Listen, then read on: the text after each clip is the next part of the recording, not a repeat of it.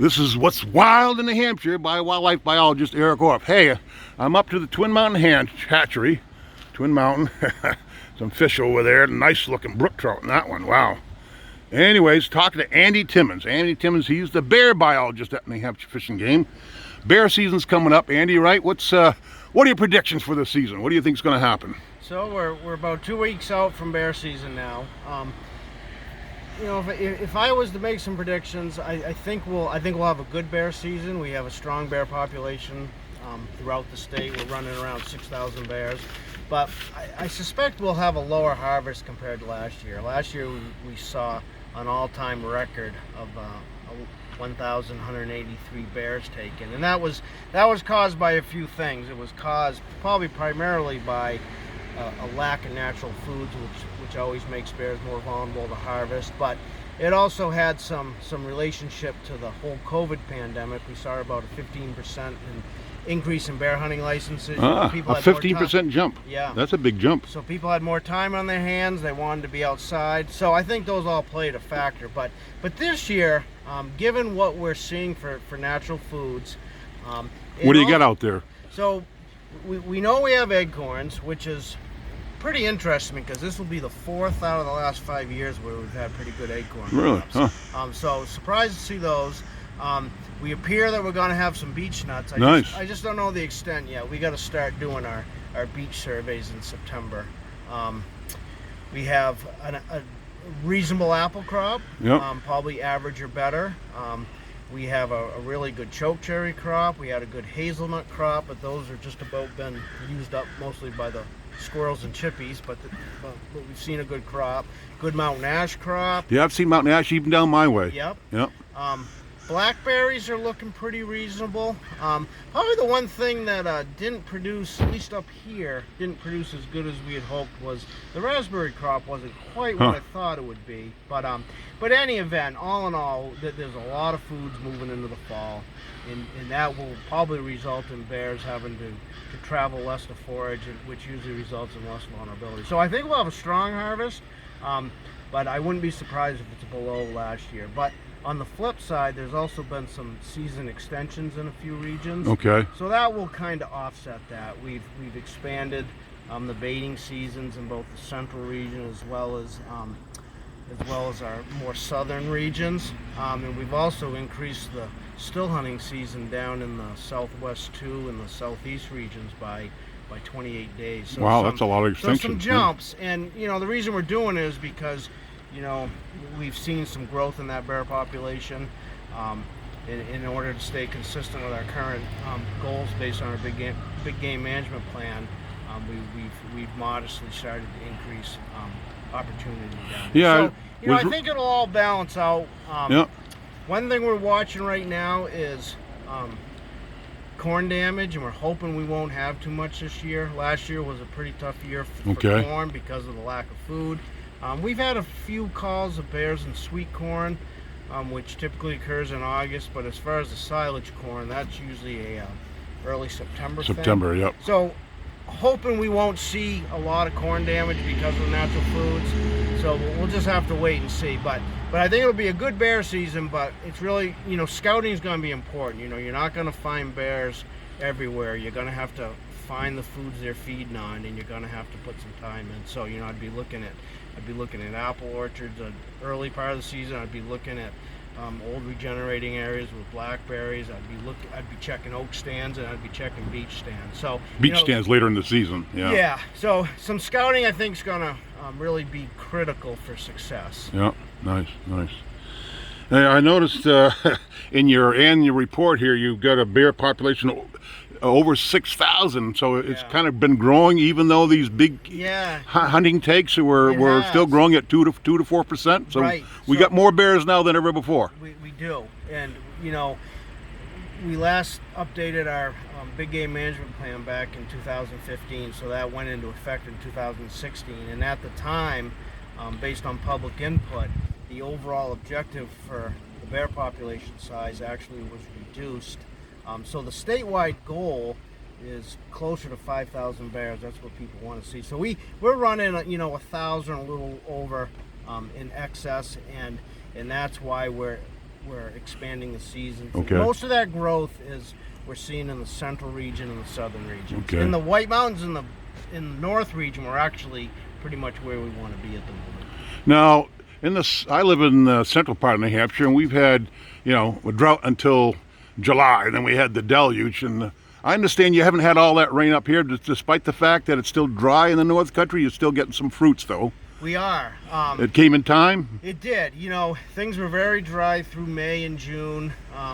A continuation of last year's very droughty conditions. We really didn't have a lot of snowpack this winter, so we were, the blossom season was very good, but we were really worried about whether or not those fruits would do their thing if they got enough moisture. And we also got some of the rain that you got downstate in July. We didn't get the amount that you got, but we seem to have got enough so that a lot of our soft mass has responded favorably. But it's dry again now. We haven't had appreciable rain in a couple weeks. So I think we still need some. We're not out of the hole yet. But the good news is it appears that a lot of these soft mass crops have got the moisture they need, and they're producing viable fruit. I was looking at your records in that report, and I see that 2016 was a drought year. Big bear kill, a lot of nuisance bears killed out of season. 2018, a bit of a drought that year, another blip, another near record kill. Then 2020, all-time record kill with a wicked drought. So, how bears live in Florida? How is this how climate change is affecting our bears? They're being impacted by these droughts. Yeah, and I think that's a big concern moving forward. There's strong correlation to these dry summers and high vulnerability of bears, both the harvest as well as the getting into conflicts with people, because like we were just talking about, those really dry conditions have a tremendous impact on the summer foods and the summer and fall foods that bears rely on. So every time we see those real droughty years, we can anticipate a lot of bear issues and a high harvest, and we certainly saw that last year. Now this summer has been considerably more quiet, and I think it certainly relates to this kind of bump in moisture we've had in the last month. Bear calls in spring were running kind of average even through June, but once July hit, we really started to see a decrease in calls, and now we're it's almost like hearing crickets chirp right now, which no one's complaining. Right. It's better for bears, it's better for people, better for department staff, so it's a good thing. But but moving forward, there's some concerns about what a warming and more drying climate's going to mean for black bears here in the Northeast. Now, I think it was the case, and I'm sure it still is, when you have a drought and a lack of food, and the sows really don't produce cubs that next winter, right? They reabsorb their eggs, because even though they're fertilized in June, if they're in poor condition, so it actually also affects cub production. Absolutely.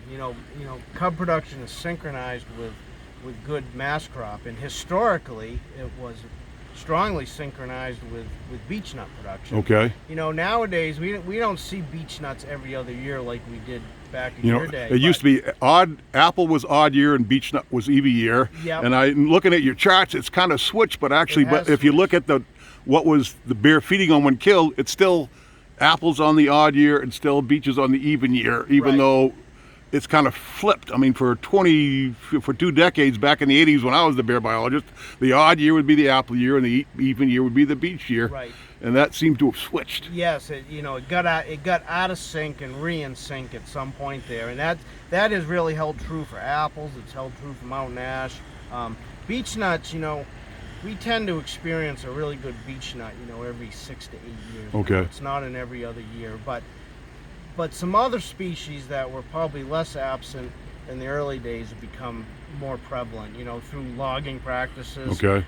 We're starting to see a lot more soft mass in some areas than we historically had. So, it's not to say that one's more important than the other, but certainly the lack of beech nuts that we're seeing have somewhat been buffered by an increase in some of these soft mass species. Particularly, choke cherry, blackberry, those type of species are, come into those early cuts. That's right. And bears are going, that's where bears are in the summer. They're feeding on. They move, they get to the food. They can move a long distance to get to that food too. Absolutely. But ultimately, bears really rely on those species that are high in fat and carbohydrates, or fat and protein, and that's why we like the hard mass, the acorns and the beech nuts. But a sugar-rich diet in the form of soft mass will also allow them to gain that weight that they need to in order to be reproductively successful. So climate change is even impacting our bears. Absolutely. But we've got a good and still growing bear population. We're going to have a good bear season. We are. So things are looking good in New Hampshire for our black bear for now and the foreseeable future. Lots of bears, more bears than since before colonial times. That's right. That's right. But I think we should celebrate having more bears, but it also comes with, as our human population is growing, there's certainly an interface that becomes very apparent as bears move into where people live, and the big issue is people provide a lot of high quality food in their backyards for bears in the form of bird feeders, unsecured garbage. So we put a lot of effort into trying to educate people on how to coexist with bears. Something's brewing in New Hampshire. That's right. We kicked that off in the 80s, and right. well, we knew we had good bear habitat because we did the very first habitat management or mapping with UNH.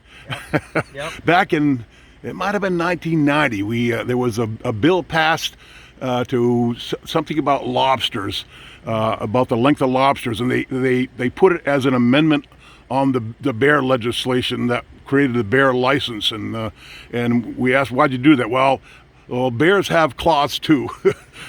so we used some of that early funding in the early 90s to actually map bear habitat in the state. We discovered, hey, there's a lot of habitat in Cheshire and Sullivan County. Absolutely. And that's when we went about trying to train people to live with bears, and so that we could grow the bear population.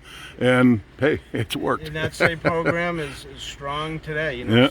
Something's growing in New Hampshire to learn to live with bears, and the biggest issues are, despite our pleas about bird feeding, bird feeders are still compromise a big part of our annual complaints, but probably the biggest challenge now is chickens, and people raising backyard everybody chickens, has their chickens now. Yep. A lot of people don't want to invest in the electric fencing, and as a result, those chickens become, a food item for everything. Tastes like chicken. That's right. From bears to coyotes to mink and fox. So, we're trying to get our, most people that raise bees in the state. Yep. They fence up. They know the importance of the fencing, and they go out and get it. We're trying to get our chicken farmers, our hobby farmers, at that point where they understand that they need to make some additional investment in order to protect that resource. Yep, nice. More bears, more chickens. Oh boy. Yep. Well, anyways, lots of bears. Andy, thank you. You've been working at it for how long as the bear biologist? Since the early 2000s, right? In 2002, so pushing 20 years as the bear biologist. Nice, good job, Andy. We got a lot of bears, and everybody get out there and enjoy our bears. Bear season's coming up for your bear hunter. Make sure you get your license and get out there and see if you can find yourself a bear this fall. Thank you very much, Andy Timmons from the Hampshire Fish and Game, our bear biologist, Andy Timmons. This is wildlife biologist Eric Orr for What's Wild in New Hampshire.